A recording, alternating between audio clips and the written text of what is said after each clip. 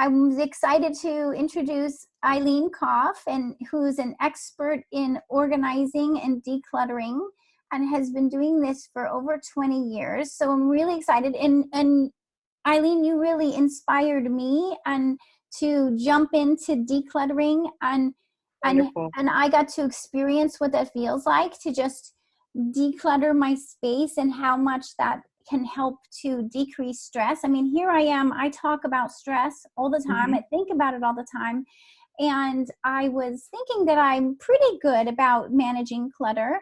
But when I really put my mind to it and did a whole effort to really redo my space and the items in my space, I realized what a difference it could make. So when I shared that with you, it was really fun to just, be able for you to just say, yep, that's exactly why I do what I do. So I wanted to have you share a little bit more about what you do and why is that it can make such a difference for us?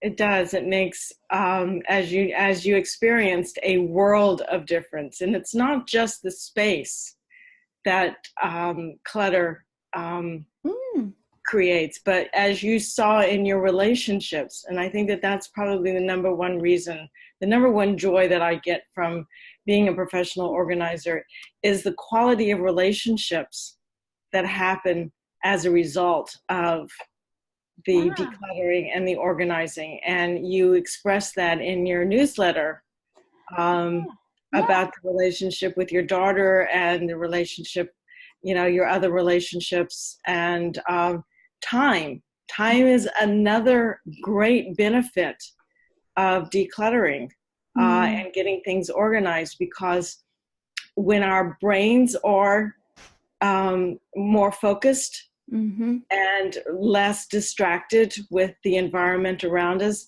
then we get things done more effectively and more productivity. It's more productive.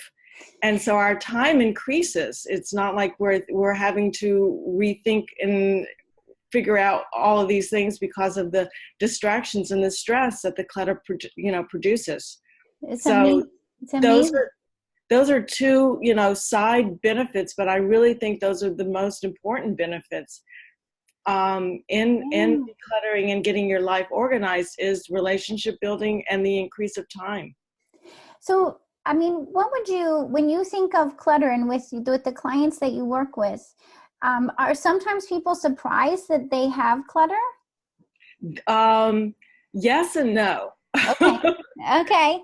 It goes a spectrum. So let me explain just a little bit. If you are a type A individual and one piece of paper is out of order, that's clutter to you. Yeah. Okay. And you cannot take it.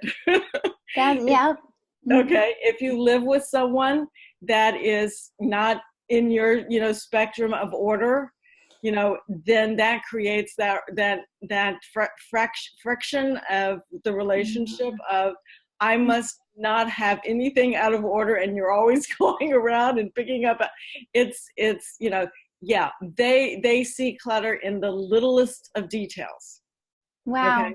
And it may not be that way at all, but that's how they're wired in their brain. The other one would be they grew up with, maybe that's their normal, is having a tremendous amount of clutter. Now, I'm not talking about hoarders, because that's an entirely different subject and we're not even going there. Okay. But just people that have had transitions in their lives, a death in the family, or a birth, or a move, or a downsizing, or any of the transitions that life brings can create a tremendous amount of clutter. And when you have lived with it for a certain amount of time, the visual, you get so used to it, you don't even see it. And so, for instance, I think you can relate to that with your supplements on your shelving. Yes. You lived with it for 10 years and you never saw it. It just becomes the normal. So you're just getting through the day. We have so many things we need to do each day. Mm-hmm. And so you might walk past the same shelves with the same pile, and you're just like, well, sometimes I think, okay, well, one of these days I'm gonna, take care of that or do something about it. But it does require this kind of extra intention to Yes. make it a priority, right? Right. So the other spectrum would be, you don't see the clutter. Mm-hmm. One on one end of the spectrum is everything's clutter, and the other one is, I don't even see it anymore. Right. So somewhere in the middle, Mm-hmm. especially, which is a great time of the year to be doing this interview, Mm-hmm. is New Year's resolutions, when people, this outside of losing weight, and in your profession, getting the stress off, decluttering and getting organized is right up there. Yeah. And so sense. people begin looking at their lives at this time of the year, because they're inside, so much more than they are when it's the springtime or the summertime. And they don't have to deal with it because they're not, surrounded by it as much.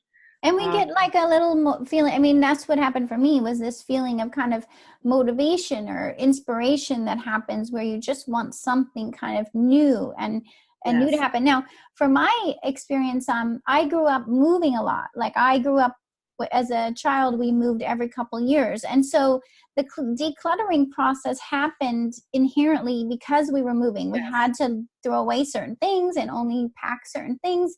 And so now in my life, being in one location for, a longer period of time, I haven't had that moving decluttering process that made me do it, So then it was a shift for me where I had to go, if I'm in the same location for a longer period of time, I need to come up with some other reason to dig in and look through things. And what do you recommend, I wonder, for people? Do you even put it almost on a timeline, like once a year or once every 4 months? Or what do you find that works for people to just kind of bring this decluttering process into their regular schedule?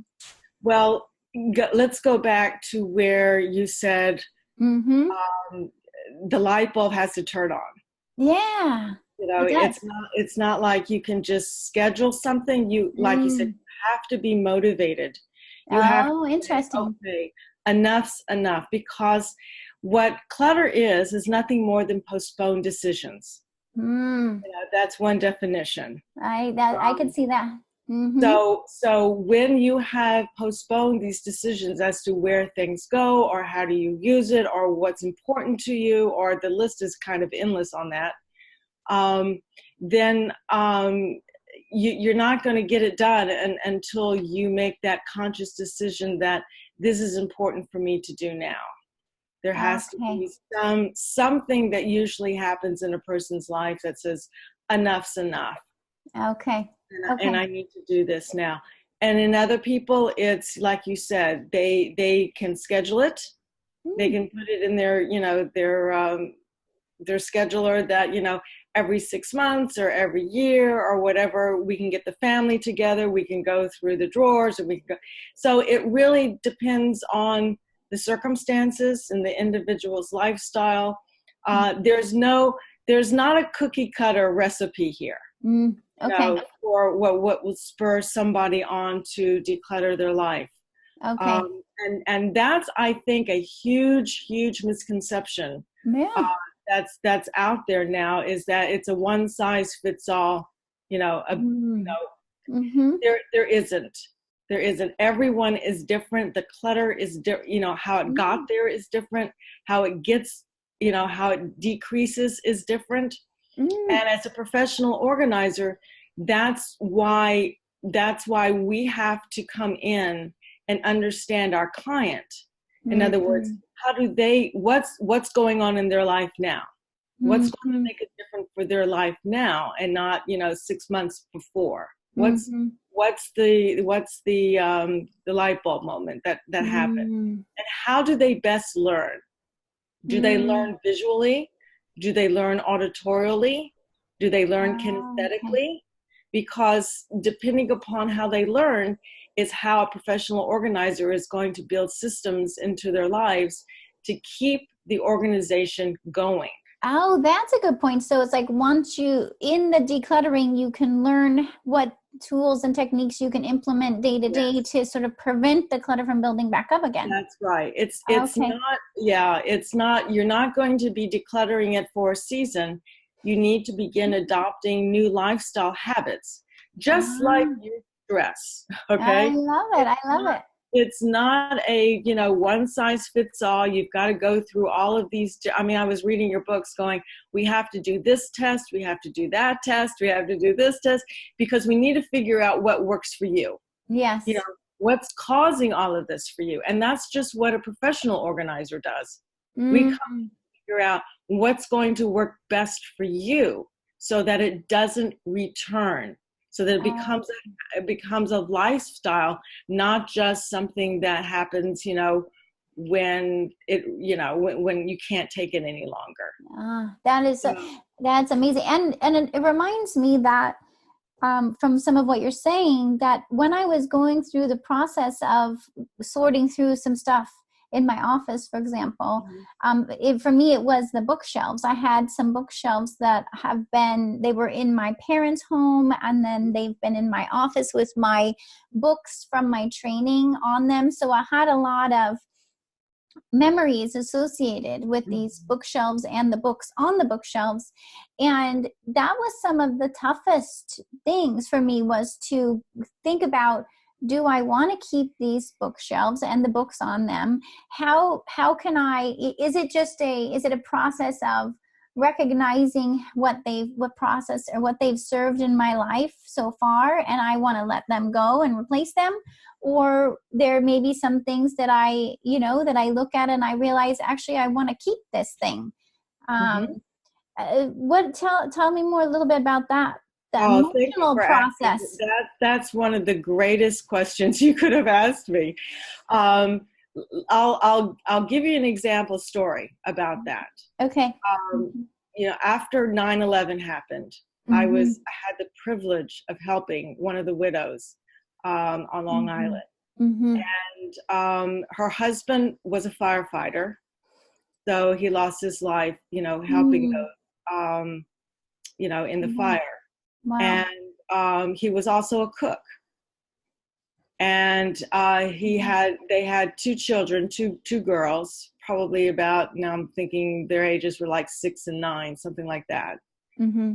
And of course, that was one of the most devastating times of our lives. And about 6 months after 9/11 happened, she calls me and she goes, I can't put one foot in front of the other anymore, and I don't know what's going on. Mm-hmm. And she says, I just need to get rid of some of this stuff here, and I don't know how to do it. Mm-hmm. Mm-hmm. So I went in there and we spent a long time talking. And I realized, what was important to her, first of all. Mm-hmm. What's Mm-hmm. really important to her, to keep the memory, but not the stuff. Mm-hmm. Mm-hmm. Kind of Mm-hmm. like what you're saying. Yes. So he, like I said, he was very involved with his firefighting unit, his fire unit, and as a cook, he had all of these wonderful, antique kind of,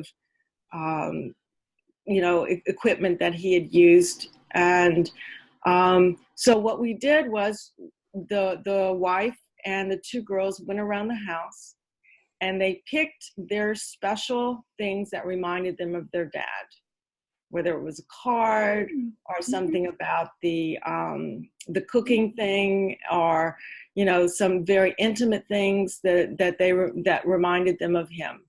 Okay. And Mm-hmm. so what we did was we created about 4 or 5 of these shadow boxes, so that Okay. his memory was respected and honored in the home. Okay. Okay. Mm-hmm. Mm-hmm. But that the stuff wasn't preventing them from moving forward. Mm-hmm. Okay. Okay. Yeah. So after putting up the memory boxes, or the shadow boxes, in there, there was one in each of the girls' bedrooms. There Okay. was one in Mm-hmm. the kitchen, and there was a couple in the family room, or that area. Mm-hmm.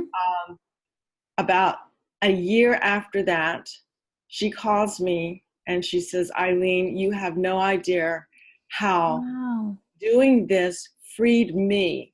Wow. Because now when I look at it in retrospective, what I was keeping was what I thought was keeping was him.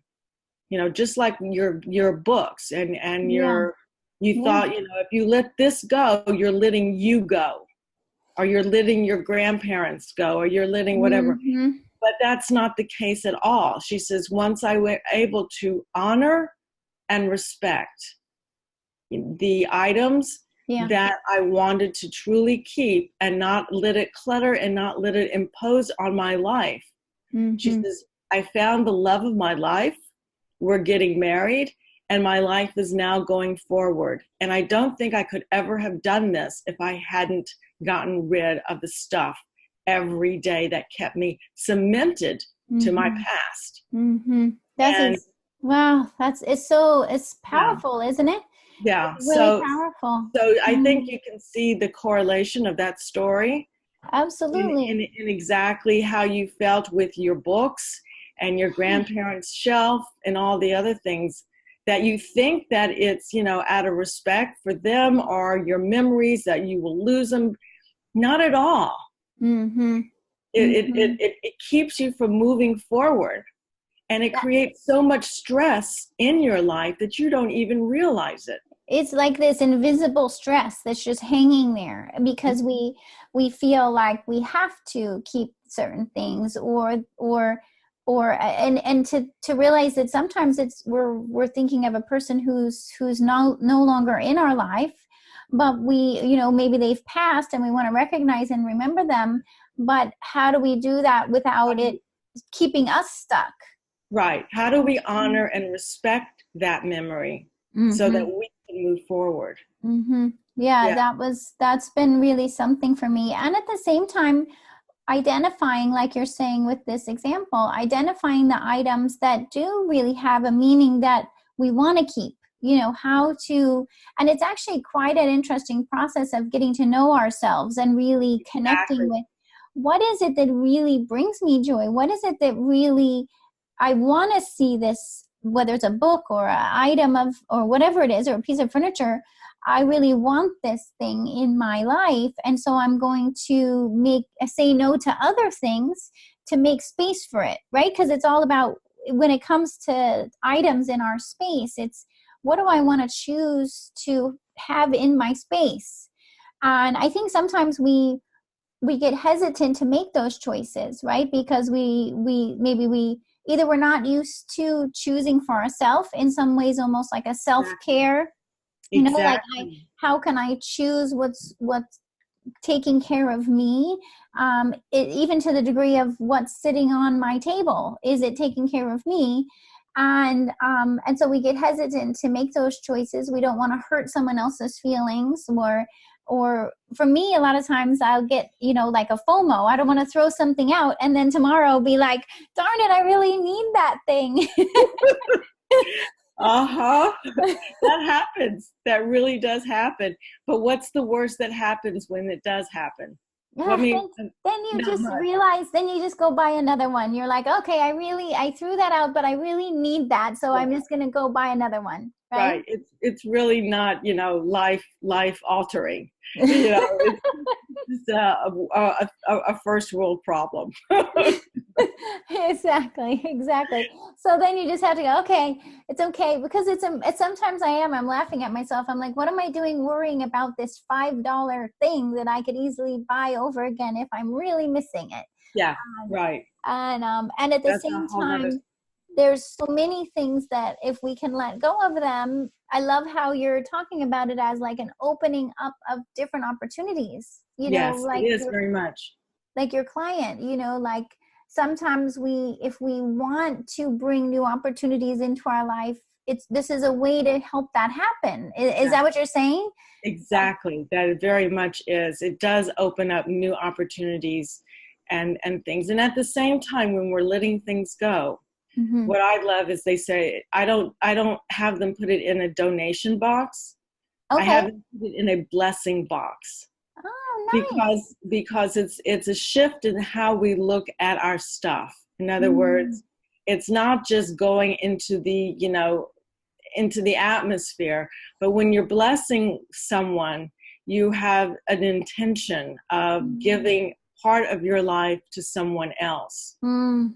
Mm. And you want to bless them with what you've been blessed with. And so people are much more, when you have a friend or a neighbor or a relative or something, you go, oh well, she can use this. You're much more able to let things go Yes. than if you're just going and putting it into a donation center, because you don't Because then know you're what's not going to happen to it. right. Oh my gosh, I'm like that. I tend to just really, because if we care about our things and we've enjoyed them, Yes. we feel like it's almost like taking care of our things, and it's good to honor the things in our lives. So Absolutely. it's like how to continue doing that even when we let it go, is what you're saying. Instead of, it's not like we have to. Yeah, so when you shift that concept of just donating into, you're actually blessing someone with this, that they will enjoy it as much as you did. And Okay. now that it's just been sitting in your closet or sitting in the drawer, not doing anything anymore, someone else could really be blessed. I had my friend come over to I have an organizer come help me. That's wonderful. Because I can't do what I do for my clients, for myself, because again, I'm emotionally attached. I mean, just being real here. Yeah. And we went through my china closet the other day, and I came across some glasses I hadn't used in quite some time. And I said, do you know of anybody that could use these? And she goes, I think so. So there was only like 6 of these little glasses that she took. Anyway, she wrote me back and she says, Eileen, you have no idea how this blessed, who the person was. She says, I only had them for like 2 hours. She asked me, she says she needed some glasses, and there she had them. It's sort of like those kinds of stories are priceless, because you know that you're blessing someone with, it's just, I even forgot about them. So, might as well have it with someone who really needs them and wants them. And in that way, it is like a stress relief, instead of the stress relief.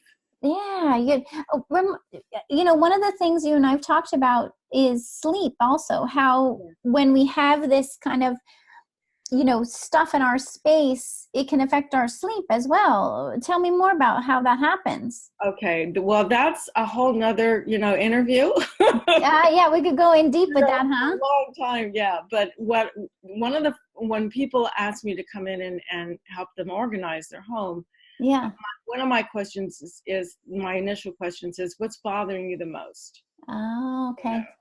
So we'll take a little tour around the house and whatever. And one of the places that I love to start with is either the master bathroom or the bedroom. Okay. And why is that? Because if there is clutter in the master bedroom where they're sleeping or in the bathroom, it's the thought of the weight on their brains with the clutter around them, of what I have to do, what I forgot to do, these things that keep you from, creating that atmosphere of peace and relaxation. In that, it's the first thing you see when you wake up. It's the last thing you see before you go to bed. And if you have that stress hanging over your head, literally, yes, then your ability to sleep deeply and to dream. I've had so many testimonies of people going, I never realized how this affects my sleep. Wow. My ability. It's like one of the guys sent me a letter and saying something like, when I walk into the shower, I can think the best. I don't know if you get, a lot of people know. I love that. Yeah, that happens to me. Yeah, so I think the best. I feel cleansed. I feel, it's not just the cleansing of the shower, but it's a total release of everything that's over you. when you're taking that shower, when you're in the tub and you're relaxing.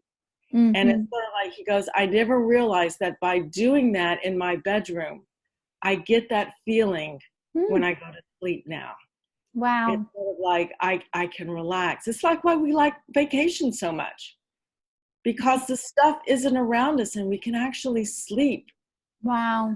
Yeah, so it's almost like you can create that experience of being on vacation, or in a hotel room where you don't care about this, you know, you can just sleep because it's not, you don't have to worry about anything.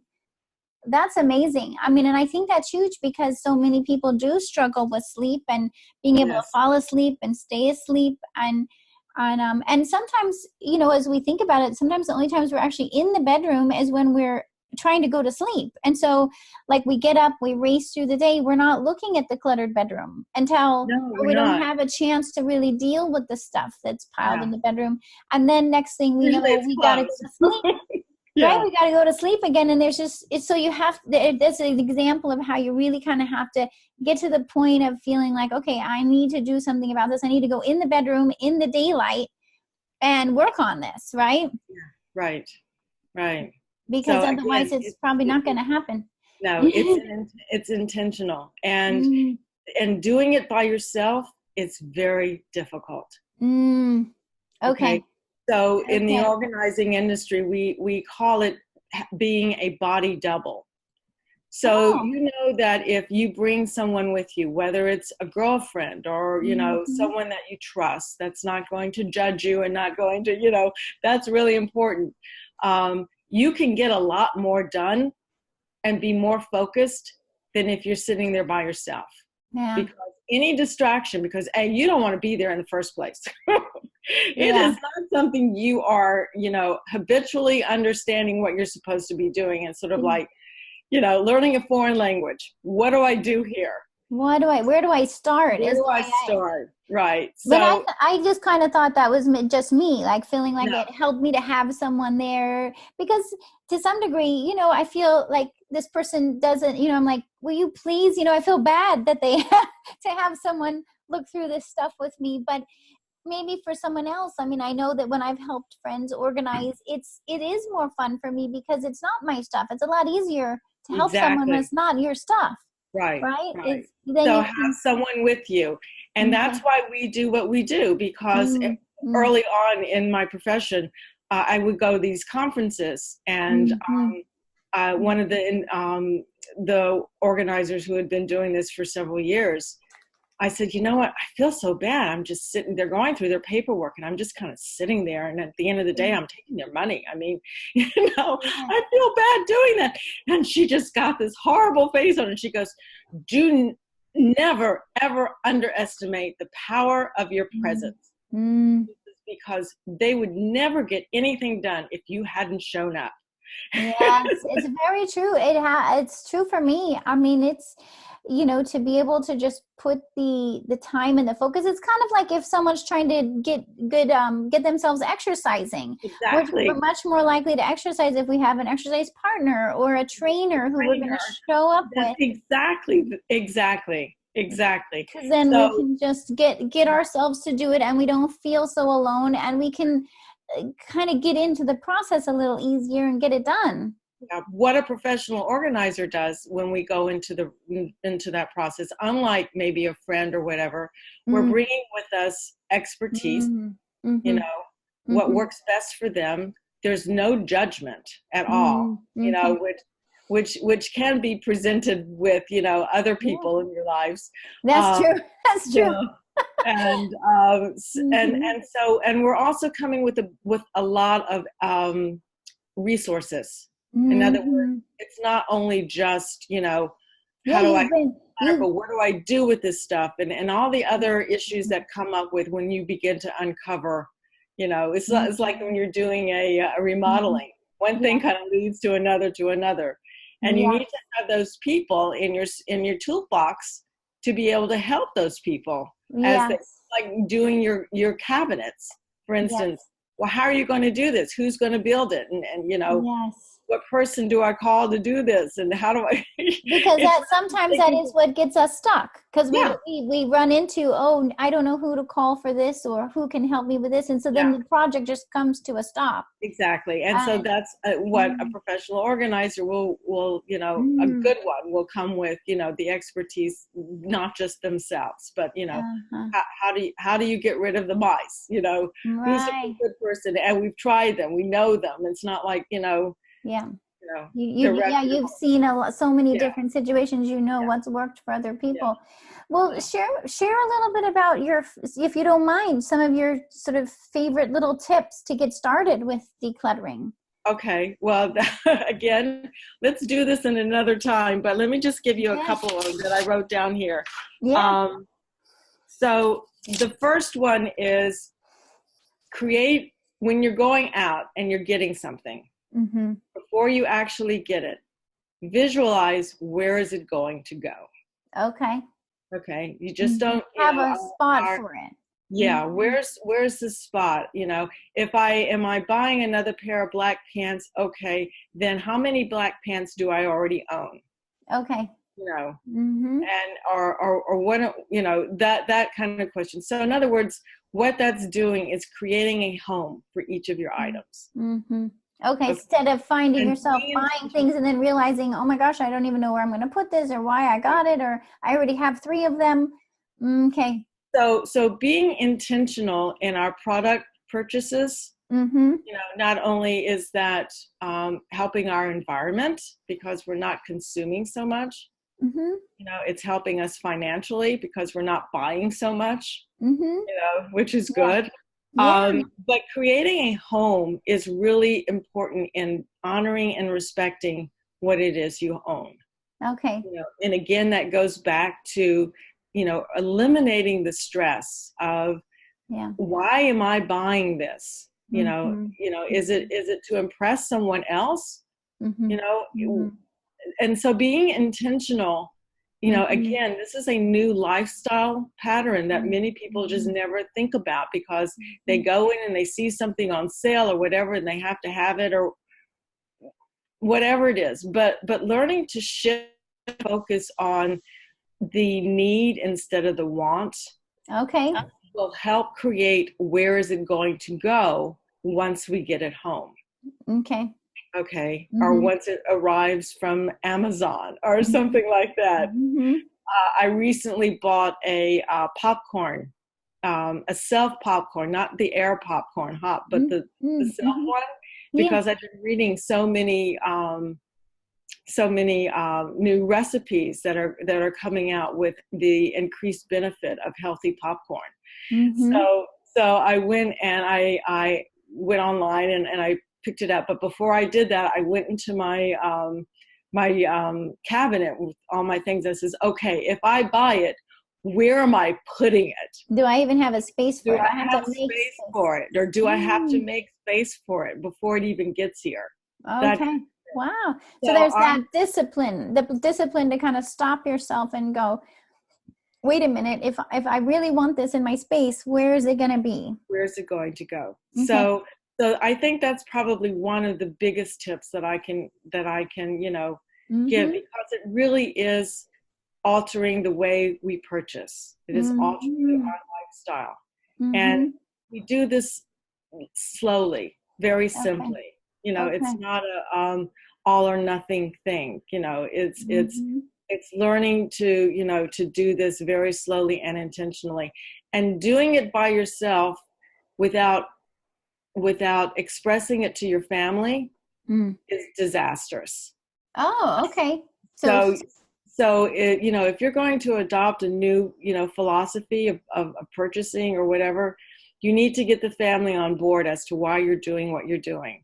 And that's and that's one of the things that I love about the professional organizing industry is that we're ripple effects.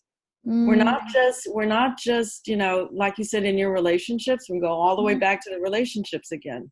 We're not just affecting us, but we're affecting everyone around us. Oh, interesting. Okay. So we want to be able to say, hey, I know I usually was just doing things this way, but I'm purposely wanting to shift that, and you might notice that I'm going to be doing things differently. Or Yeah. what would you, was that the conversation, or what, something like that, huh? Just at least whatever you're thinking to do differently, sharing it with the other people in your home and your space. Yeah, I think that it's vital. If the husband doesn't know that the organizer has been hired, I do not show up. Okay. Okay. Okay. Yeah, because the other person is not going to understand. No. Okay. And you're likely to just to fall back into the old habits once again. Okay. So, and it takes a village. It takes the people around you. It's like, the stress in your relationships, that, if your friends are the people that you hang out with are not going to be supportive of your decisions, but are going to sabotage your new lifestyle, then maybe you need to start adopting other, relationships in your life. So it can really, I see what you mean. It has that ripple out. Yes. I mean, sometimes that might even scare people from getting started, but I think sometimes we get to that place where, hey, I'm realizing that the stress in my life might be coming from different relationships and from, and the items in my space is kind of holding me there. And at a certain point, you're just like, let me just get some break free from this, right? Like a freedom. I have felt that, like a feeling of freedom in my space, and being able to, and I mean, the people around me definitely were knowing that I was creating some changes, and I agree with you. I think that has made a difference. Everyone has been wanting to, be part of it. How can we, what can we shift? What, and inviting them into it. What thoughts do you have about what could be different, or how things could be different? Yeah, it was interesting. I had I do virtual organizing. In other words, we're doing kind of like what we're doing here on Zoom. But I do this with people all over the United States. Wow. So that I can be in their space and not be, again, body doubling. Wow. But I had this woman in, I think it was in Arkansas. It was somewhere in the South. And she was a nurse, and she had very little time. She worked 12-hour shifts. She'd come home, she'd be exhausted. Yeah. And her bedroom, going back to the stress in the bedroom and the sleep, she recognized that she wasn't sleeping anymore. And that's what got her to call me. Wow. Okay. And so she says, I only want to start in my bedroom. I says, well, that's the best place, because I don't want you to be, when you're adopting a new pattern, I want you to first get it for you first before you expect other people in your family to adopt this. Okay. So we worked in her bedroom. And I remember the first time that I spoke with her, she says, it's my son. He just doesn't understand that, he needs to clean up his room, or he needs to deal with his bedroom, or his, his space, or when he's cooking, he needs to clean up the kitchen or whatever. So anyway, to make the long story short, she said about three weeks into the organizing process, she wrote me an email. She goes, Eileen, I cannot believe this. She goes, without even saying anything to my son, he starts clearing up his room. He starts doing his bathroom. He starts, getting because he's observing her doing it. Well, that's the point, is that she doesn't have to say anything. She says, and she just asked him, why are you doing this? He goes, I was just waiting to see you start doing the right thing. Wow. So that I could start doing the right thing. Isn't that something? Wow. Yeah. So it really, I mean, to come back to that sense of like, let me start with taking care of myself. Yes. When we make choices about how to do self-care that's going to decrease our own stress, it can influence other people in our life. And then that only just decreases our stress even more, because now she's not going to be stressed about her son. Nope. She's taking care of herself, and he's taking care of himself. Now she has this big opportunity for, what do I want to do with this, time and relationship that was stuck before. Right. Wow.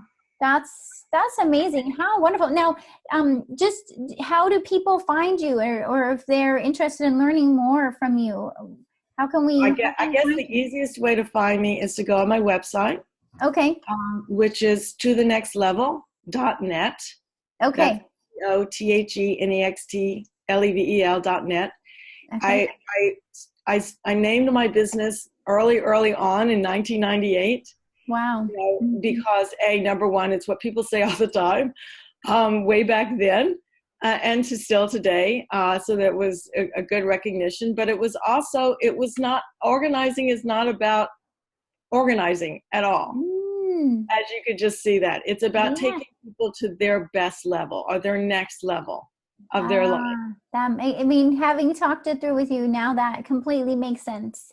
Yes. And I think that's wonderful to be able to put the focus on that, because if we just put the focus on organizing or decluttering kind of feels heavier, we're kind of like, oh, I don't want to do that. But when we think of it as, oh my gosh, I'm going to open up some space and take things to the next level. Now I want to do it. You get inspired. Yeah. So they can go to the website. They can email me that Eileen@tothenextlevel.net. Okay. Or they can call me on my office number, and that's 631-553-0068. Wonderful. And how great that you can do this by a video call. Exactly. You don't have to actually if I have clients in the city, or if I have clients, in California, or I've even done a gal in Australia and a man in Germany. It's just so much fun to see the difference in our lives all over the world, but yet they're all the same. Wow. How wonderful. How wonderful what you do, and how long, you've been doing this for over 20 years, and I can tell you still have such a passion for it, and the passion for helping people, and I can tell that's so rewarding for you. Thank you. It is. It's my purpose, and I am blessed every day to have found that, and to be able to pour out my wisdom, to people, what I've learned. And especially I am so blessed to be here speaking with you, to be able to do this. So thank you for allowing me to breathe and de-stressing my life.